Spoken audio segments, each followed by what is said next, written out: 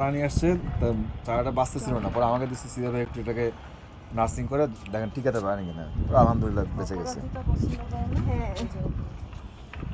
এটা হচ্ছে কোন কালার মানে নীল বীজ লাগলে বীজ নিয়ে যেতে পারবো। এটা কিন্তু একটু কাছে কিন্তু হয়ে যায়, বড় হয় না কিন্তু। রেডি করুক। তারপর ওই যে এটা মিষ্টি তেঁতুল, মিষ্টি দেবে।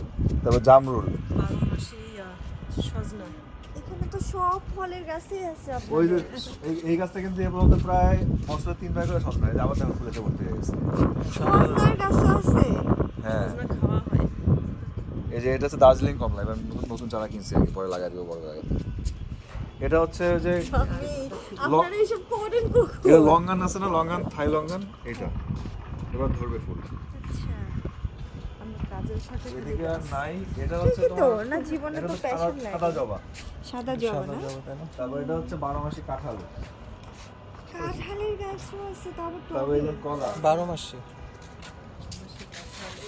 এই গাছটা চেনো নাকি দেখো তো?